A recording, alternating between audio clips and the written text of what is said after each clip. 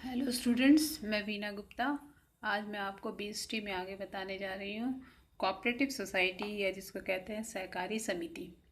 सहकारी समिति का मतलब होता है यह एक ऐसी संगठन होता है जिसकी स्थापना कुछ व्यक्तियों द्वारा सहकारिता तथा मानवता के आधार पर पारस्परिक आर्थिक हितों की सुरक्षा के लिए बनाई जाती है। इसलिए इसको कंज्यूमर कोऑपरेटिव सोसाइटी भी कहते हैं, यानी कंज्यूमर कोऑपरेटिव। क्या इसका मतलब होता है? इसका बनाने का मेन ऑब्जेक्ट जो होता है वो होता है थोक व्यापारियों द्वारा उत्पादकों से सीधा सामान लेकर के सदस्यों को सस्ते दर पर या सस्ते रेट पर उपलब्ध कराना।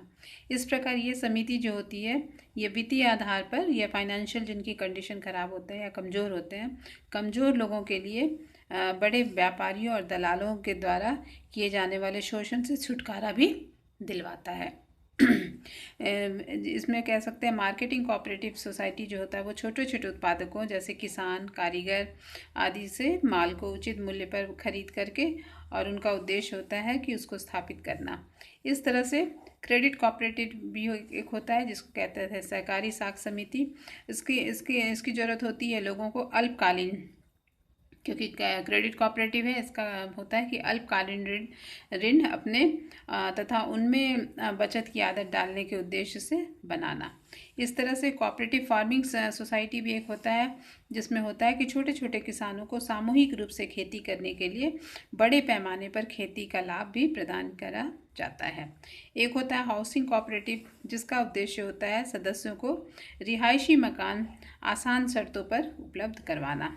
इस तरह से हम कह सकते हैं कि उत्पादक सहकारी समिति या प्रोड्यूसर कोऑपरेटिव सोसाइटी का मतलब होता है छोटे छोटे उत्पादकों को कच्चा माल, मशीन तथा अन्य उपलब्ध की ज़रूरत की सामान उपलब्ध कराना।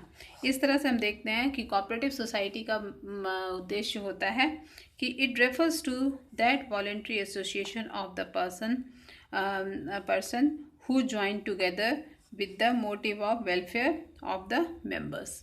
यानी कि हम कह सकते हैं कोऑपरेटिव सोसाइटी का मतलब होता है लोगों को एक उस शैक्षिक संस्था से होता है जो सदस्यों की इकाई का भलाई के लिए उद्देश्यों को मतलब इकट्ठा होना, या कह सकते हैं कि लोगों को इसमें वॉलेंट्री ऑर्गेनाइजेशन होने का मतलब है लोग स्वैच्छिक रूप से इसमें ज्वाइन करते हैं, अपनी इच्छा से इसमें जुड़ते हैं।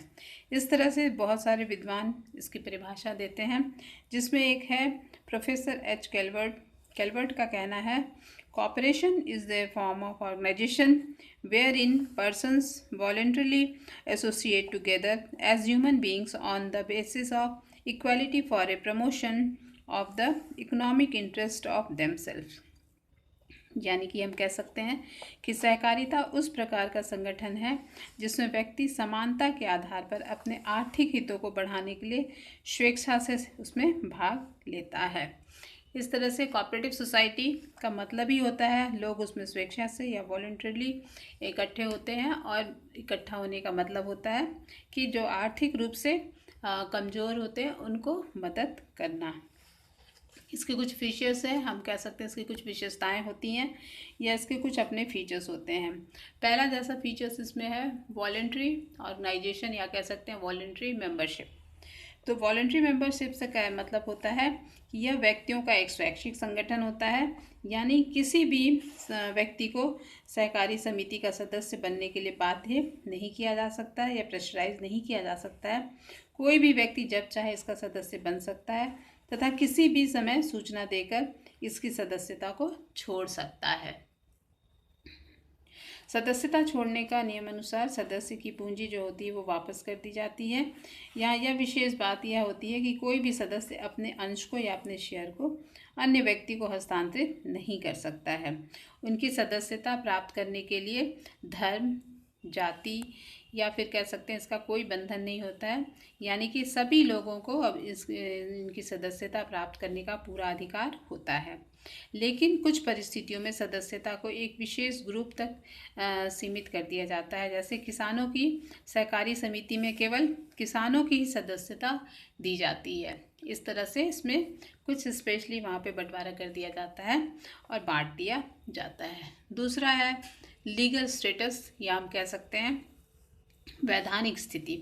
तो सदस्यों का कोई भी संघ अपने नाम से के साथ कोऑपरेटिव शब्दों का प्रयोग नहीं करता है, यहाँ तक कि वह सहकारी समिति अधिनियम 1912 के अनुसार कहता है, कोऑपरेटिव सोसाइटी एक्ट 1912 में से संबंधित है, राज्य सहकारी समिति अधिनियम के अंतर्गत पंजीकरण न करवा ले। इस तरह से सहकारी समिति का पंजीयन हो जाने के बाद इसका अस्तित्व इसके सदस्यों से अलग हो जाता है, यानी कि समिति अपने नाम से संपत्ति रख सकती है, अनुबंध कर सकती है, समिति पर मुकदमा किया जा सकता है और वह किसी भी अन्य पक्षकारों पर मुकदमा कर सकती है। इस तरह से ये वॉलंटरी ऑर्गेनाइजेशन होता है, या कह सकते हैं लीगल इसका अपना एक स्टेटस भी होता है। नेक्स्ट है लिमिटेड कैपिटल, क्या कह सकते हैं कि लिमिटेड लायबिलिटी। इस संगठन में सदस्यों का दायित्व उनके अंशों तक या उनके द्वारा दी गई गारंटी तक ही सीमित होता है और उनका जो लायबिलिटी होता है वो एक लिमिटेड होता है, जितने वो लेते हैं बस वहीं तक उनका भागीदारी होता है। नेक्स्ट है कंट्रोल या नियंत्रण। नियंत्रण का मतलब होता है इसका नियंत्रण सदस्यों के द्वारा